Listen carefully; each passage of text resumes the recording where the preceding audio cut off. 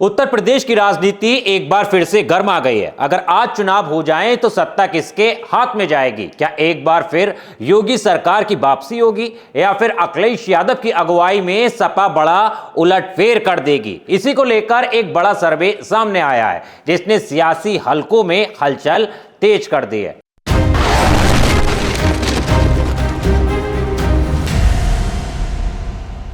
नमस्कार दोस्तों, बोले भारत देख रहे हैं। यहां पर मैं हूं आपके साथ ऋषभ चौहान।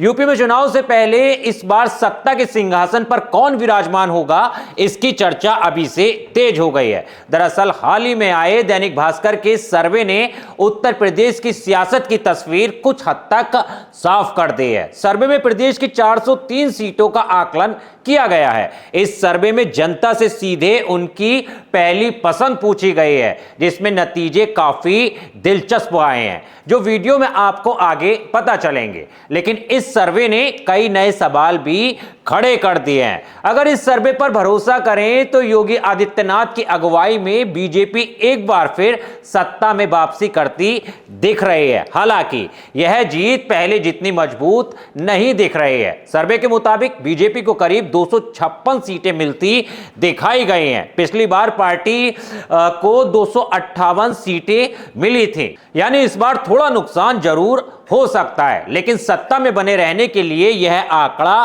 पर्याप्त माना जा रहा है। दूसरी तरफ अखिलेश यादव की समाजवादी पार्टी को बड़ा फायदा होता दिख रहा है। सपा को लगभग 135 सीटें मिलने का अनुमान है, जो पिछले चुनाव के मुकाबले करीब 28 सीट ज्यादा है। इसका मतलब साफ है कि सपा अपनी जमीन मजबूत कर रही है और मुकाबले में बनी हुई है।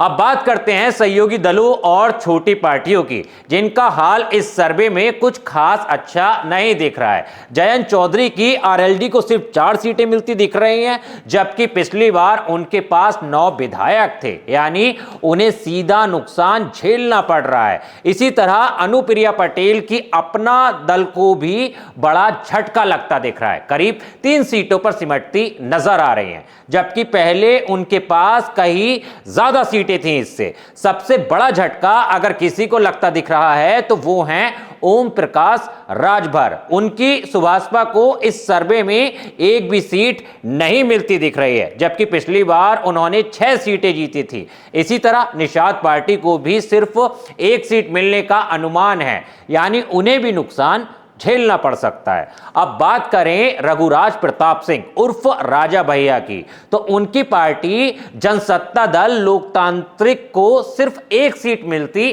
दिख रही है। माना जा रहा है कि वो अपनी पारंपरिक कुंडा सीट तो बचा सकते हैं, लेकिन बाबागंज जैसी सीटों पर खतरा बना हुआ है। कांग्रेस और बसपा की स्थिति भी इस सर्वे में लगभग स्थिर ही दिखाई गई है। मायावती की बहुजन समाजवादी पार्टी सिर्फ 1 सीट पर सिमटती नजर आ रही है, जबकि कांग्रेस को भी करीब 2 सीटें मिलती दिख रही हैं। यानी इन दोनों दलों के लिए स्थिति में कोई खासा सुधार नजर नहीं आ रहा है। अगर पूरे चुनावी नक्शे को क्षेत्र के हिसाब से समझें तो तस्वीर और भी दिलचस्प हो जाती है। पूर्वांचल में बीजेपी और सपा दोनों को फायदा होता दिख रहा है, लेकिन यहां छोटे दलों का नुकसान साफ नजर आता है। पश्चिम उत्तर प्रदेश में बीजेपी मजबूत होती दिख रही है, जबकि सपा को यहां कुछ नुकसान हो सकता है। वहीं ब्रज, बुंदेलखंड, अवध जैसे इलाकों में सपा का प्रदर्शन बेहतर बताया जा रहा है। यहां वो बीजेपी को कड़ी टक्कर देती हुई नजर आ रही है।